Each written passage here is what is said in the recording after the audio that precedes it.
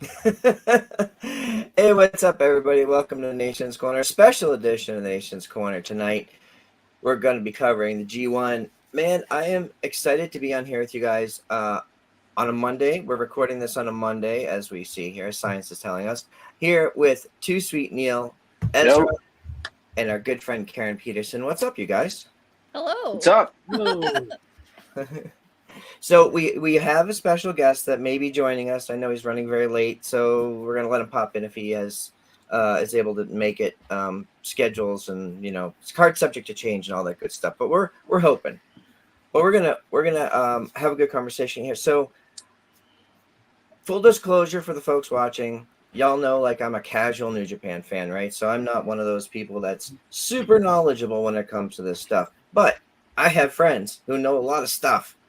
And I'm going to count on you guys to help bring me up to speed on all the intricacies of what is looking to be a very exciting G1 this year.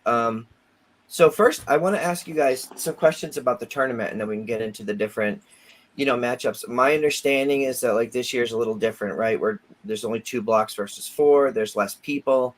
So I want to get a feeling from you guys. Like, do you guys know what the reason was for them to sort of pare it back from last year?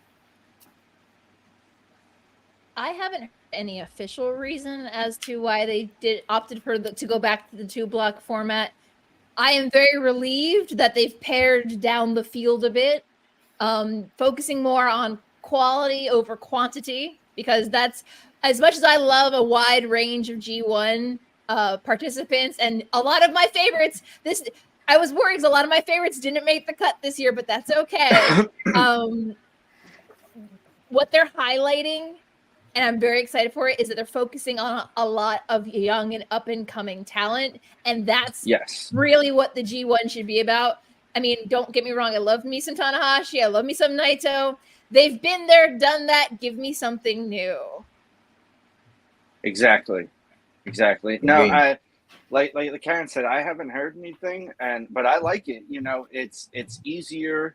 It's going to be easier to digest for the regular fan like us and the casual fan like yourself, front row, where it's not 4 blocks of 32 to 40 people and you're like, oh, okay, what's going on? And you really have to listen and, understand and comprehend it. This year, much easier, and I like it. I mean, don't get me wrong, I like to see them bring in anybody and everybody from all other Japanese companies and all over from here, but nice, easy, small, 2 blocks, focus on, who you've got there and just build new talent. Ez, what about you? Yeah, I definitely agree with all the sentiments brought forth. It's definitely more compact, a lot more easier to digest as a fan. One thing I love, and we're going to discuss this in a second, is the qualifier matches that we had beforehand, which allowed people who are either sitting outside the bubble or people who you may not think are going to be in the tournament get a chance to be in it by winning these qualifier matches. And we saw some shocking upsets with that. For instance, with Bolts and Oleg beating Tanahashi, which was one of the biggest upsets of the entire tournament. And, Bolton has really grown into his own as a competitor. That's going to be interesting to see how he goes. But I love the different aspects of this year. They were condensed down to 2 blocks. That's great. Now we have this qualifier, which is, like I said, it adds a little new wrinkle because with the qualifiers, you didn't know who was going to end up where. You didn't know if a fan favorite was going to be, sitting on the sidelines this year, or you didn't know if we got new blood coming in who has never competed in the G1, getting their first crack at heavyweight glory. So I'm excited to see how this whole tournament plays out, especially going back to the old format.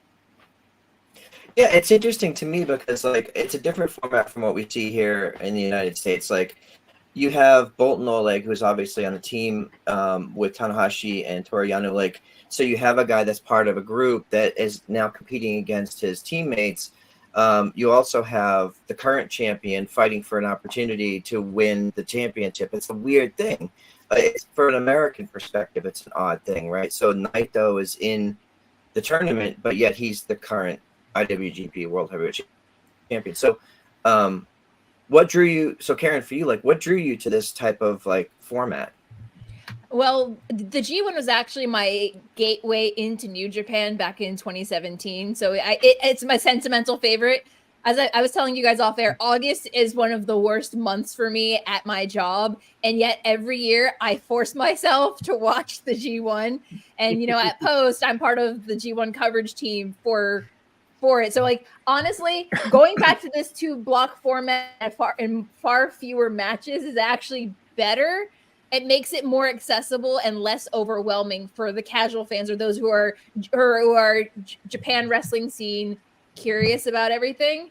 There's always at first when the blocks were announced, Naito was not the champion, so he was. Everyone was like panicking. It was like, oh no, the G1's coming on, and the IWGP World Heavyweight champion wasn't included. And then Forbidden Door happened. Naito got the belt. Bob's your uncle. Naito's been teasing and throwing around for years that he's going to retire at 40, and now he's like 42, 43. And I love me some Naito, but like Tanahashi, his knees, they're hanging on with like love and energy at this point. So we could very well see potentially Naito's last G1. And if he's, if he wins as the sitting champion, he gets to pick his opponent at the Tokyo Dome. But with this field, I as a season's Naito stand, I don't see him winning the G1. He may get to the semifinals, he may get to the finals, but this looks like it's built for someone new. Yeah, I definitely want to get that because I want to get your picks as to like who your favorite to win is and who are your dark horses, who's the outliers. Like you see like a Gabe Kidd or a Jake Lee, like there's people that you go, okay, well maybe not, but it depends, right? I like the point system. It really makes sense to me. A lot of stuff that we see is all kind of character and story driven, and it's just up in the air. But I felt like now that I started to become more accustomed to and understanding this, I'm like, okay, I can get into this. This makes sense from a logic standpoint. So as for you, like who from the qualifiers were you are more interested in? You mentioned Bolton Oleg. Yeah, the qualifying matches, they were we started off, we had, Yoshihashi beat Chase Owens. And then, then he ended up shockingly beat Tomohiro Ishii, which was, I did not expect Yoshihashi to get by Ishii. That was insane. And then, that was crazy. That was crazy. Y'all are sleeping on Yoshihashi, man. Yeah, man. I was rooting for the Stone Pitbull. Dude, ever since this turnaround for him, it's been insane how many big matches he's won, championships he's collected now. It's crazy. And then on the other side, you had in that bracket, you had Caleb Newman, who has really, really showcased himself, kind of taking over the quote unquote junior heavyweight kind of, I won't say mantle, but junior heavyweight section of the United Empire in a way, leader kind of since Will Ospreay kind of stepped away. He's known as the Prince of Pace because of his speed and his unrelenting pace as it is, coming off victories over Yujiro, Kenta, and then of course ended up beating Yoshihashi to get into the tournament. That was something I did not expect. Also, too, was Caleb Newman, because Caleb Newman is pretty new to the New Japan scene. He hasn't been around. He's only been around for a year or two. It's not like he's been around seasoned vet. And that was in Block A, and then you look at Block B. Like I said, Bolton Oleg beating Toriano, then beating Tanahashi, and then Taichi. Taichi looked like it was another G1 for him when he was facing TJP after taking out Kojima, who's of course Kojima, one of the legends of the sport and undoubtedly one of the greatest. But I mean, with Bolton Oleg, he's a young guy, but he's really progressed early in his journey so much, so quickly. And it's insane to see how far he's come. So, like I said, he's another guy, maybe year and a half as a young lion, and he's already one half of the never openweight 6-man tag champs. He's done a lot of great things, had a lot of big victories. He's a guy that I could see really making some waves. Now, do I see him making semifinals or all that? No, of course not. But I expect him to get some meaningful wins. I expect him to really show out, and this will be the next step to him fully realizing his potential as a heavyweight in the New Japan's heavyweight division. But I think part of that too comes from the fact that he has championships under his belt from amateur wrestling. He has such an athletic background. He has that natural ability. He's only been wrestling a minute, pro wrestling, like very short period of time, right? But I think he could be like a young Brock Lesnar. I mean, he could be down the road. He could, if he puts the psychology and all the pieces parts together with his athletic ability. I agree 100%. Like, he's going to have a big future. Yeah. Oh yeah. One of the things that I was worried about in the past year, especially, now that Jay White's gone, Ospreay left, Okada left, and it was, how is New Japan going to define who they are the next 5-10 years without Okada and Ospreay and Jay? Plus, a lot of the guys that they rely on, like Tanahashi and Naito, they're aging out. This is the prime opportunity for them to make stars out of a lot of people. My only nitpick is I would want more qualifying tournament matches. Like the tournament, having that pseudo tournament idea is great for that one spot. Because there's this weird, like, between Best of Super Juniors and Dominion, like the New Japan Soul Tour didn't really have a lot going on, so they put these like qualifying like tournament brackets. They could have made a lot more tournament brackets, and I think that would have made that transition from Super Junior tournament season to the G1 season a little more seamless, as opposed to very like abrupt, like Super Juniors are done, now it's the G1. But I'm absolutely. I'm excited to see all of these new faces, but I'm very curious to know what who everyone might be picking. Oh.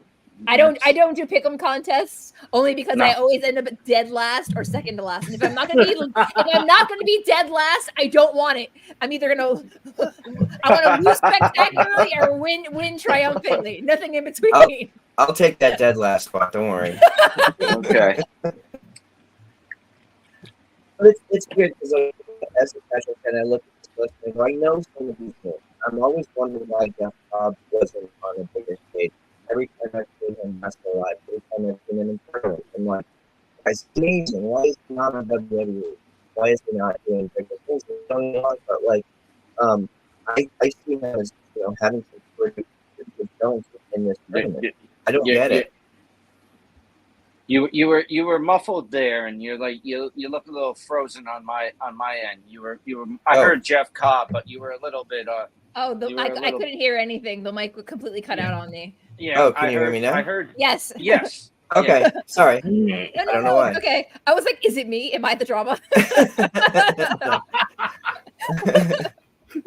No, I was just saying that I've been a big fan of his. We've seen him wrestle live many times, and I don't understand why he's not on a bigger stage. We've seen him in guest spots and different things here and there, but I don't know. Can someone explain to me why he's not in WWE right now or AEW? For Jeff Cobb? Yeah. Yes.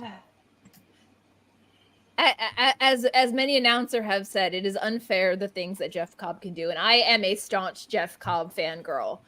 Yeah. I think the hard part for Jeff, especially in the last couple of years, is that he's been in the same faction as Will Ospreay, so he's been second place to Will Ospreay the entire time. And I say that from a place of love because I feel like he's had very solid G1 tournaments the past couple of years. Do I think he would be a fit for a U.S. company? Absolutely. I think either WWE or AEW would be great to have him. I feel like if we go to WWE, the matches would be more fresh because it's a lot of people he hasn't faced. In AEW, it's a lot of guys he's faced in the Indies. It's a lot of guys he worked with in New Japan. The other option would be TNA. It's the AEW and New Japan's relationship is becoming increasingly stronger as like the years go by, that the forbidden door is not so forbidden anymore. So for me, I would want him to go somewhere where I may not be like a hardcore WWE girly anymore, but I would love to see him wrestle a lot of the guys that are over there. Like, give me him against Shinsuke Nakamura. I want to see it. I want to see him against Cody Rhodes. I was never a Cody Rhodes girl, but you know what? It's happened. He grew on you. He grew on. It was a slow burn, the slowest of burns. He just like crept up on me. I'm like, wait, am I a Cody Rhodes fangirl now? I don't get it. Well, another guy I want to ask you guys about. Obviously, we've seen a lot of the stuff that he's been doing lately. We saw him with Nick Nemeth, and I think David Finlay is an interesting character to me. He's a big standout from a character perspective. What are your thoughts on him?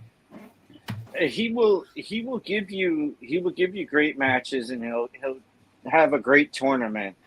But it's kind of like a rolling thing with him. Like, get halfway through a tournament and he gets injured to the point where he can't continue. You know, happened in the New Japan Cup this year, happened last year, happened earlier last year. So it's like he's a great character, great heel, because he can talk and he can really make you hate him. But he'll give you those tournament matches, but it just that last little bit hasn't clicked yet with him for me.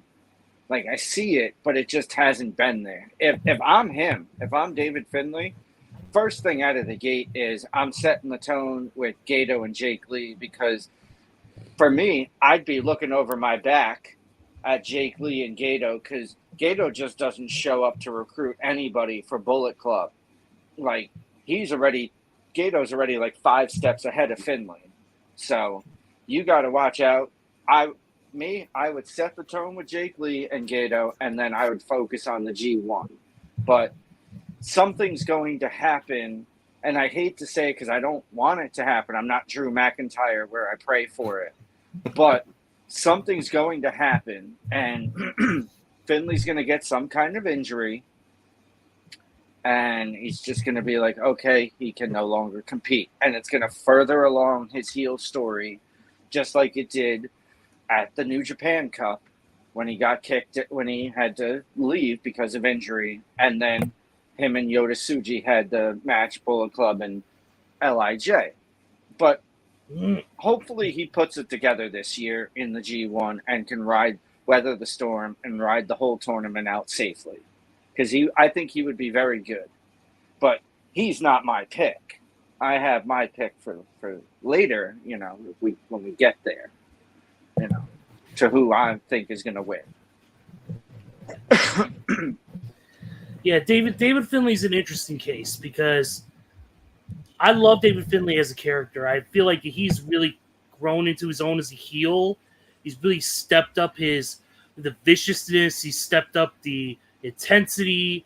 A lot of things that, I mean, Dave has always had intensity because, I mean, he is a Finlay. He's a fighting Finlay, as they say, for God's sakes. He, you know, 4th generation talent. But to me, as a heel, instead of being a babyface, it adds a whole different element of just intensity, violence, fury, and especially being part of this new revamped Bullet Club War Dogs. You know, with this whole new, like, kill or be killed mentality. And like you said, Neil, he's going to have to be looking over his back now because, like you said, Gato is a mastermind. Yeah, he knows exactly what he's doing when it comes to being 5 steps ahead of a person and hitching his wagon to the next big thing. He did that with Okada. What happened when Okada went down? He dumped him, went to Jay White. What happened when Jay White fell apart? He went to David Finlay. Next thing you know, Jay White's out of New Japan. So, I mean, you look at that, and there's a trend here. There's a little bit of a trend here when it comes to Gato. That's why his nickname is Bloody Hands for a reason. So, but David Finlay's a guy that, if he can stay healthy, I have a feeling that he could be one of the next big stars that New Japan has ever had. I mean, he's already been, the inaugural global champion. He's been, done a lot of great things, tag championships and all that. But to me, like you said, there's just one little thing missing that I don't know what it is either. Once he finds that one little thing and that clicks in place and he's able to get it going, look out, New Japan. David Finlay will be the next big star coming from the U.S. to Japan. My thoughts on David Finlay. I loved seeing his turn. And I get very, very sentimental when it comes to heel turns and very emotionally involved. And David Finlay was one of those workhorse guys that he was always doing his best. He was always doing everything he could. He was never getting any results. There were people, they kept bringing people in, and he kept getting pushed further and further and further down the card. But when he kicked Jay White out and took over and made his own version of Bullet Club, what I don't understand is why he has not taken the boots to evil and gotten rid of House of Torture yet. Oh yeah, no, House of Torture needs to go. And that the other, like you were mentioning about him getting injured, that's the other part that I have a frustration when it comes to David Finlay, because they keep derailing his momentum. Yes, bringing in Nick Nemeth sold a lot of tickets. It was a great way to honor the relationship that they had with TNA, but it completely derailed the momentum that David Finlay had as the champion. So, whether or not he was actually hurt versus, having to do the job for the sake of doing for storyline, and they were like trying to boost those New Japan numbers. It's really hard to watch. Like, and for me, like, I had him tagged as one of the guys to win the New Japan Cup this year, and then all of a sudden he was out, and I'm like, but now he's defending his belt right after having to drop out of the tournament. Like, the math wasn't mathing, as the young folks say. Exactly. I feel like now, as much as, Jay White and Ospreay leaving the company has kind of left a little bit of a power vacuum, or a star power vacuum. Finlay has all the tools, especially with the War Dogs. Yep. I need Gato to realize what he has in front of him. He has their next big bad in the company. Yes. Yep. And this is coming from someone who is a staunch Jake Lee fangirl, and I am very excited to see him in the G1. Yes. But trying to hook Jake Lee into a group of evil foreign heels that are being really, they're the bad boys. That's not the move. Jake Lee, had his own faction in Noah that he dissolved to come participate in the G1. The story, Ghetto should not be getting involved with Jake Lee unless Jake Lee is going to fill the void that Alex Coughlin once had before he had to retire. Yes. But Jake Lee is he's 2/3 of the way to being a Japan Grand Slam champion. So it's the Ghetto can't start publicly hitching himself to his next, payday prize pony while he currently has a prize pony that's making Bullet Club interesting. Yep. And that's my frustration. It's like, I want even though he's a heel, I want David Finlay to genuinely succeed because he has the tools. He's worked very hard since turning on kicking Jay out and the feud with Ospreay and the cage match and all that good stuff.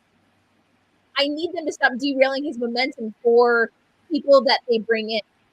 And I'm excited that they're bringing people in for the G1, but that shouldn't be the story that Ghetto's getting, because you know what? Ghetto's going to be the one to get the boot.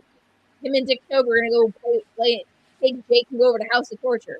Leave the War Dogs alone. They've got a good thing going. No, I see it, and you're right, because Gato's got to work his way, to make Finlay keep thinking that Gato's behind them, when really Gato's like, okay, Jake, how are we going to weave you in? And you're just going to move to the front of the line, And that's the problem that they consistently have, is they keep bringing people in and derailing the momentum of the guys who got their start in their dojo. Exactly. I want to see Jake take out House of Torture. Yeah, House of Torture. Just get him run. House of Torture is like in our group Metallica's Lulu. We don't speak of it. Who do I have to fight in New Japan to get my boys free? Give me back Sho and Red Narita. Tanahashi, I'm begging you. You might have to talk to the president. He's my only president at this point. Talk to him. He'll help you. You're back. Nope. Nope. I'm gonna restart. Maybe. You guys keep talking. Okay. You know what? Let's talk about one of the dark horses in this whole tournament, and that is Gabe Kidd. I mean, you want to talk about a guy? I mentioned intensity. nobody has more intensity, vitriol, and just straight up insanity than Gabe Kidd. You watch his promos. You even watch his New Japan. You watch his AEW promo for backstage before his match with before his tag team match with Roderick Strong. And that promo he cuts, he's like, "Oh, the cameras are on me. They better be on me, man." And he's just going off. He's like Conor McGregor. Conor McGregor just had a mental breakdown and just went off on a killing spree. He's just an unreal dude, man. Gabe Kidd. I mean, he's really come a long way because we know Gabe's story about the battles he's fought personally and physically. Part of that class and just coming in, relearning everything from the ground up, and now all of a sudden he's found something that clicks within the Bullet Club War Dogs, and it's this insane, like you said, a madman who just goes out there, does what he wants, when he wants, doesn't care. I mean, look at the match he had with Eddie Kingston at Windy City Riot. Oh yeah. Not only did it mess him up a little bit, but it left Eddie Kingston on the shelf for a year. You look at the places he's going to. And this guy, not only that he's traveling all over the world, he's not just staying in New Japan. He did GCW a week or so ago in Toronto, and then he did a promo show with them in IWS where he faced off and had his title with him. And he's a guy who's really come a long way, and I feel like he could be a dark horse in this tournament because even though I feel like he's a year or two away from winning the tournament, which he could. Obviously, because of how good he is, and just the overall badassery of him, which I love about Gabe Kidd. I love those trash talking type of people. Like that's why I'm akin to a Conor McGregor, for instance. Love those guys who can cut a promo and then kick your ass at the exact same time. But I feel like he's one of those guys that if you're not careful and you sleep on Gabe Kidd in this tournament, you're going to be pleasantly surprised at some of the wins he pulls out. Do I see, that's just the guy who I think can really shine in this type of tournament, in this type of field, because in a wild, crazy tournament like this is kind of the thing that Gabe Kidd will love to thrive in. Oh yeah. I agree with you, but I also think that we're gonna see more. Personally, for me, I really am excited and anxious to see how Callan Newman does. Yeah. Callan Newman for me is that Gabe Kidd for you.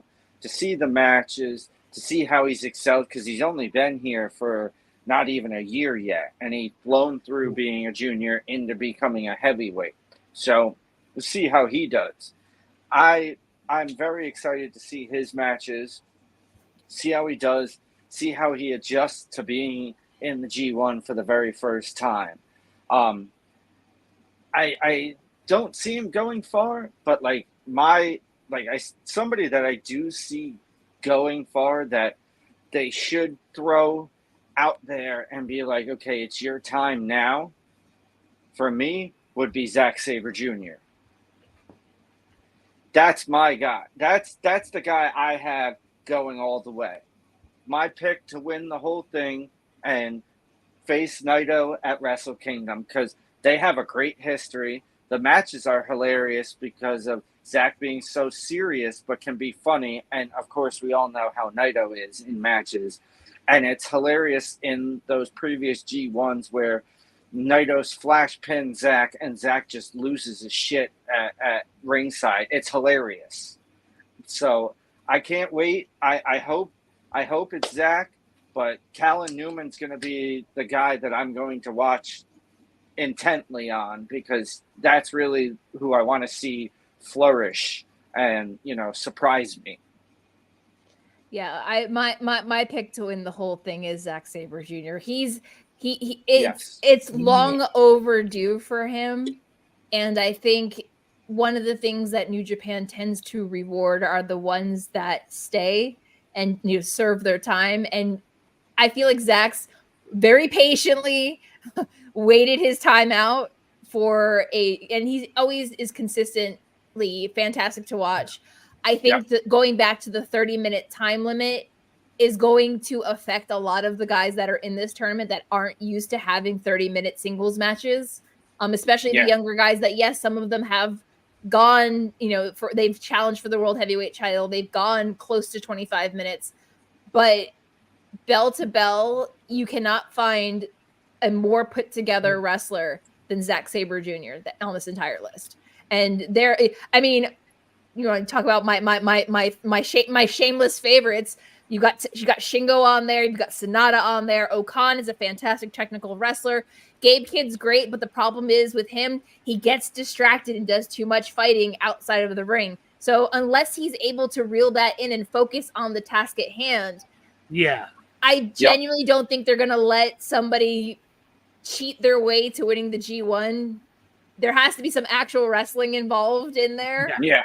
I think Takeshita is going to turn a lot of heads, especially because, yes, he's doing great things in AEW, but I feel like a lot of people have not seen Takeshita wrestle in Japan. And I think that's going to bring, hopefully, when he goes back to AEW, they put a belt on this man because he is long overdue for a championship run of some kind.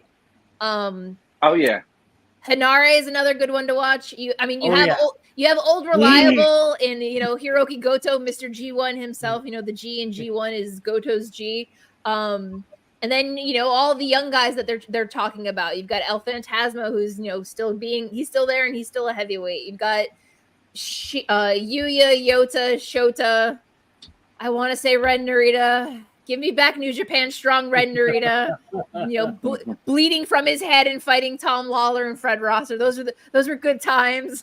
But by and large, the field as a whole is so fresh. Yeah. And it's great to see guys like Bolton Oleg and Callum Newman getting that opportunity, because this is what the G1 should be. The New Japan Cup is great for the nostalgia, but because it's single elimination, you don't have the time or the luxury of being able to really get a feel for what each of these people are capable for. And I feel like we could have some really breakout matches for a lot of these guys and really put people on their radars for people who are like, well, I don't know how I feel about XYZ wrestler. Well, minus Evil and Narita. Those might be your throwaways sometimes Gabe Kidd. Those might be the throwaway matches for a lot of people because they'll have House of Torture shenanigans. It'll have interference. It'll have all the things that make people people like me get very grumpy in the G1 when there's too much BS going on. I'm there for the wrestling. I'm there for the grade 1 wrestling.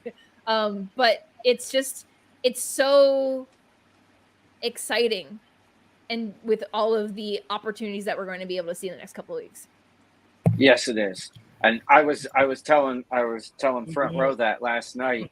We were talking about it, and I said that to him about the fact that I'm sad that Toru Yano's not in it, but I'm happy because like all of his matches are all shenanigans. They're funny. It's fun to watch. It's fun to see him. He can do it on he can do it on the undercard. Yeah, absolutely. Like because it's a running joke that I still remember and I still see is the first time that Jon Moxley came over, and he was 8-0, and he faced Toru Yano and lost. Yep. And after he lost to Yano, he was never downhill. He was never the same. So I'm happy that he's not in it, but I'm also like, oh, okay, a little sad, but it's like, good. Now we can just focus on the wrestling. No funniness. We'll have that with House of Torture, but thankfully Yano's not in it this time, so we can just focus on the wrestling. I'll say this much: if you ever go to Japan and you're able to get a reservation at Yano's Sports Bar, you will see a completely different person. He is the ultimate host, barmaster, restaurateur. He is fantastic and fascinating to watch. And it's like you see him in the ring, and you're like, oh yeah, he's doing his shtick again, whatever. But then it's like the duality of man. He's like very, very personable. Like he understands the assignment. He knows what his job in his 40s in New Japan is, and it is not to win the G1. It is to help other people on their way to winning the G1. Yes. Now what about Bushi's fried chicken restaurant? I have heard great things. I have yet to be there. I need someone to finance a tour. I want to go for the fried chicken. Yep. Oh yeah. So I got a question for you. My pick for this tournament is Takeshita. And I look at it strictly from a business perspective because I think that the partnership with AEW has given us the interactions with Moxley and so many other people. We've seen, people from AEW come over as one-offs or parts of long storylines. The business of this tells me that an AEW contracted talent would make for an interesting Wrestle Kingdom. Yeah, I can see that. Takeshita,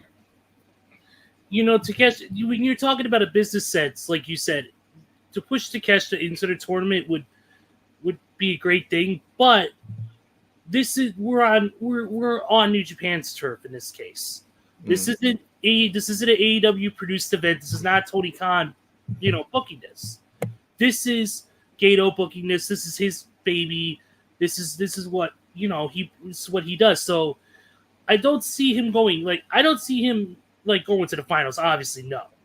But do I see him making a big splash and really, really putting his name out there? Absolutely. Japanese fans know who Takeshita is. The American audience knows him to a degree, but they've never seen him at this level. So, like Karen said earlier, we're going to see the true side of Konosuke Takeshita in this tournament because this is where, kind of like with Io Sky and Marigold, we get to see the full potential, the full wrestling ability, the speed, the agility, the power. We get to see everything at its fullest with Takeshita in this tournament. So it's going to be a great light knowing that he is technically a quote-unquote signed talent with AEW, and he's going to win some big matches. He's going to make a big splash, like I said.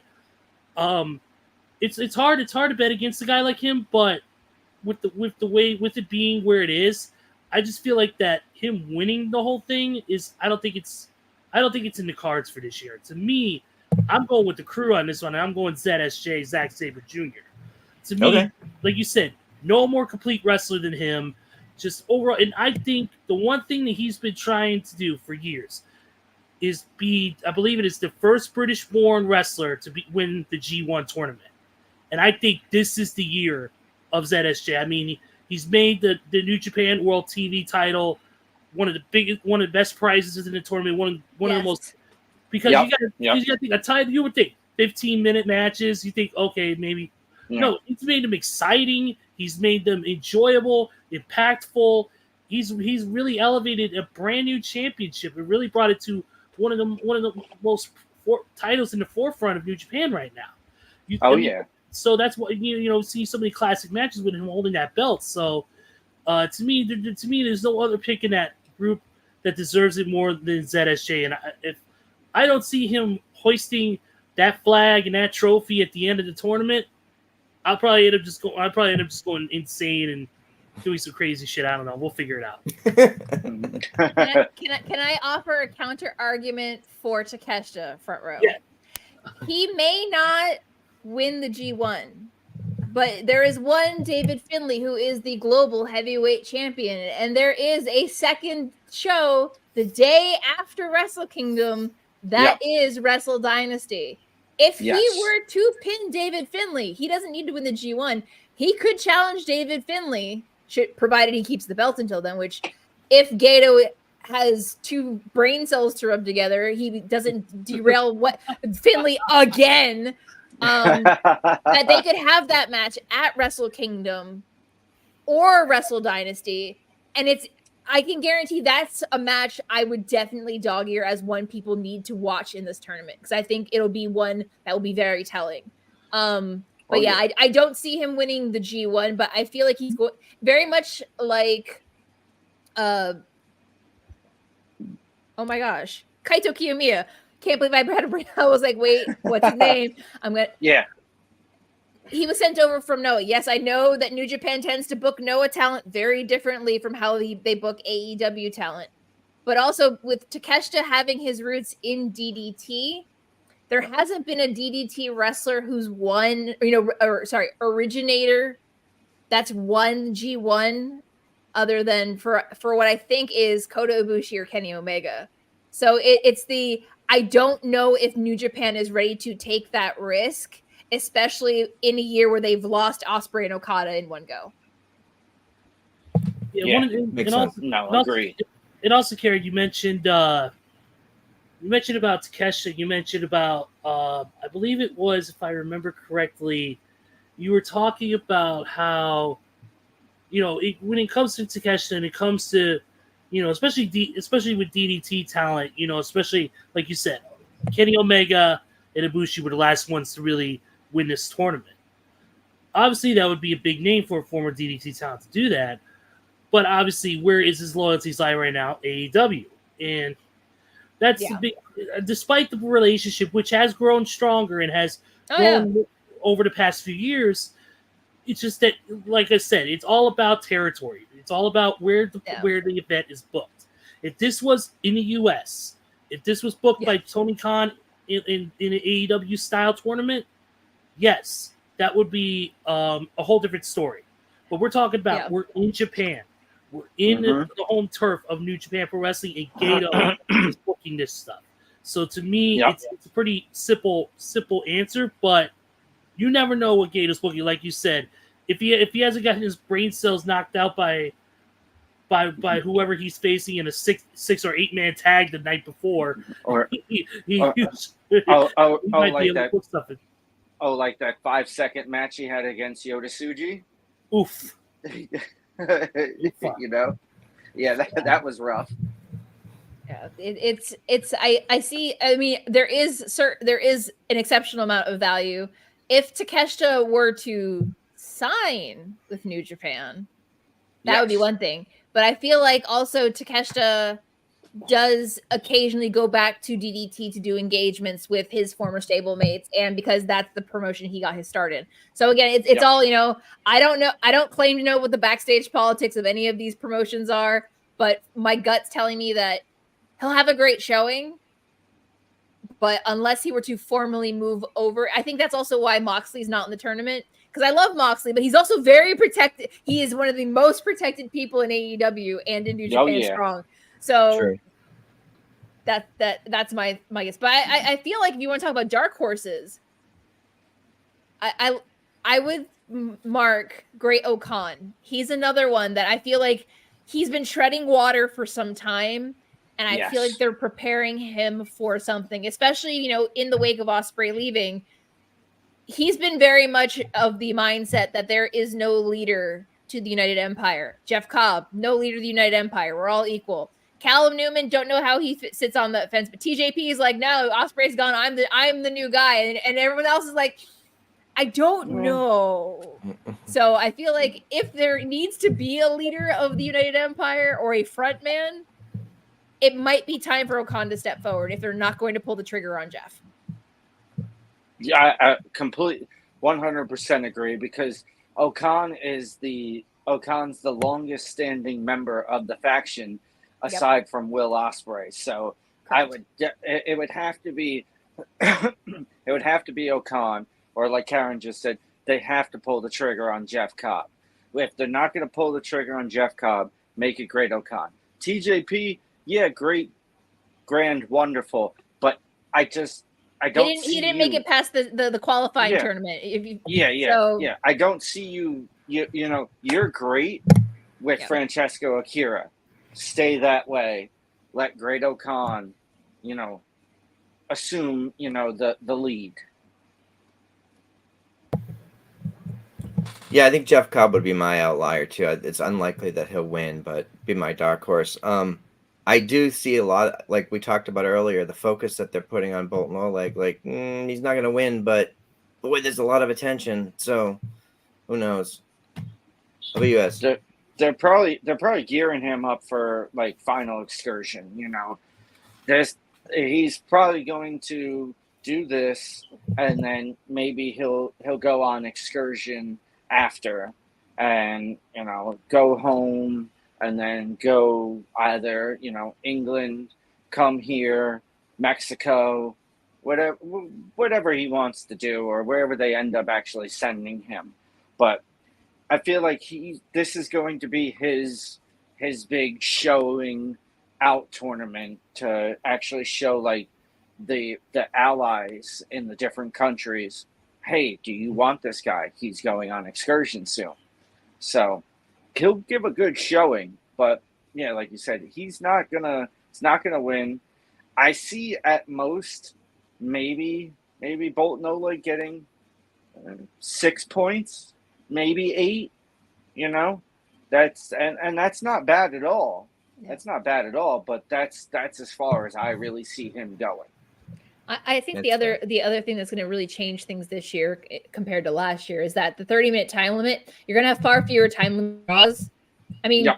Sonata is Sonata Saber Jr. You probably earmarked that as probably the one down to the wire, less than 10 seconds, or they go to a draw. But I don't know if they're going to have too many other people going to a time limit draw. Maybe Finley with someone, or maybe Jeff Cobb with someone. But what I like about this field is that there's so many unknowns because so many of these wrestlers have not either they've never competed in a G1, or they're more known as a tag team wrestler, or they've trimmed a lot of the who's going to eat losses out of this tournament. Kenta's not there, and I love Kenta. Tanahashi's not there. They've cut out a lot of people that would be the ones to quote unquote eat the pin to help someone else advance. Yeah, Chase Owens isn't in the tournament. Oh God, who else is? There's Yano's not in. Not Nakamura. Where is my brain today? Kojima. Sorry. Oh yeah. It's like they've shaved off the New Japan dad tier of this tournament and just thrown it into the sun. And they're like, the G1 is for the guys under 40 for the most part tournament. Yes. Yeah. One of the things you did mention earlier I wanted to get into was you talked about first of all, the time limit draw. And the one thing about this tournament you mentioned about the young guys is that those who are not experienced in the G1, most of the time, not only are you competing in your G1 block matches, but you're also competing in the preview tag matches on the shows that the blocks are not running in. So if that's being the case, then if that's the case, you got to think you're going to be wrestling not just your 10 matches or whatever, your 5 matches or whatever. You're going to be wrestling that extra added on to it. Yes, it's only a little bit at a time because obviously you're in these 8-10-minute tags, but also you're adding more wear and tear as the tournament goes on if you get injured in the tag match before you even get to the normal match. Yeah. And then the other thing Karen mentioned was she mentioned about, I believe it was, you mentioned about the 30-minute time limit. You mentioned about, I keep going to this point and I keep forgetting the point. Which the 30-minute time limit I like, and how you said that there's going to be matches that come down to the wire. Yes, Sonata, Zack Sabre Jr., that match. But I feel like the semi-main event and the main event for night 1, absolutely. You got Konosuke Takeshita and Yota Tsuji in the semi, and then you got Shingo versus Naito in the main. Those 2 matches I can see going very, very close, maybe like 29 and a half, maybe 29-45, because we know Naito takes his matches very seriously once they start going, and he starts to ramp up and become a different Naito when that 25-minute time call comes. That's when you see him really start to kick it into gear, and he starts really lining up his opponent for Destino with those back elbows to the neck to everywhere. So Naito is really a guy that's going to favor this. The same with Zack Sabre Jr. because of the World TV title 15-minute time limit matches that he had in the 14 defenses he had when he had it the first time. So I feel that this 30-minute time limit is going to benefit some better than others. And absolutely. I really want to see, those are the matches I'm looking forward to, are the guys that the 30 minutes is going to benefit because they're just going to they're going to ramp it up, but then they're going to tone it down. And then once they realize they hear the 20-minute time call, the 25-minute time call. Then they're going to just kick it into that next gear again and be like, okay, let's go. Yeah, and speaking of time, we're coming up to time on our show tonight. I am very appreciative of you guys for joining us tonight. It's been super fun. Karen, can't thank you enough for always making time to join us to have these special events. Where can people find you? What do you have coming up? Oh, me? Well, you for those who follow me, you can see my handle down here. I am on Twitter and Instagram at Hey Karen Sensei. If you want Japanese wrestling coverage or you want Japanese women's wrestling scene coverage, head over to postwrestling.com where I do a monthly column on the Japanese women's scene, and I now co-host. I am a co-host of Post Pro Res, our monthly Japan scene wrap up. And for those who love the Post Patreon, I do New Japan reviews. And this month we kick off G1. So opening weekend, there are 19 block matches or 20 block matches. Don't be alarmed. It's the whole tournament is not all block matches. Just the opening weekend is always a lot happens opening weekend. But I hope that you will join me on my wrestling journey for as long as it goes. Very cool. Yeah, thank you again. Neil, how about you? Twitter says it right there. I'm not going to do the thing, and point. But yeah, too sweet, Neil. Then Instagram is Craft Beer Neil. I'm where I like to talk about craft beer and wrestling and all other things. But yeah, those. And definitely we'll be up on all the G1 Climax tournament stuff. We'll be following, the whole tournament. Follow me, I'll be posting about it, and be following Karen and Post Wrestling. So, you find me here doing these shows, or you find me on Instagram. And as always, I'll be watching Japanese wrestling and drinking great beer. Nice. How about you, Ezra? You can follow me, of course, at Deadman469 across Twitter and Instagram.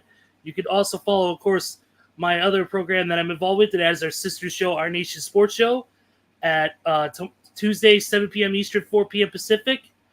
We talk all things sports, a little bit of wrestling, too, every now and then. Me, Steven, and a couple other guys talk all things sports. Follow us at Owen_Sports Show on Twitter, Facebook, Instagram.com, Our Nation Sports Show. And also my group 2 Sweet Cosplay, of course, got a photo shoot coming up in a few weeks at Fan Expo Chicago with our wrestling themed cosplay group. So check us out at 2 Sweet Cosplay for all updates and information. Otherwise, I will be like these guys following along New Japan and be following along the G1 Climax tournament as it rolls along. So until then, have a great week, everybody. Man, that's awesome. And you can find me at PW Front Row across all the socials. You can reach us at Nation's Corner on X and The Nation's Corner across all of their social media. We will see you guys Saturday night. We're going to have our 3rd anniversary show. It's going to be a fun show. So make sure you make some time to catch us at 7 p.m. So thank you guys again for joining tonight. Everybody enjoy the G1, and we'll talk again later. Bye, y'all.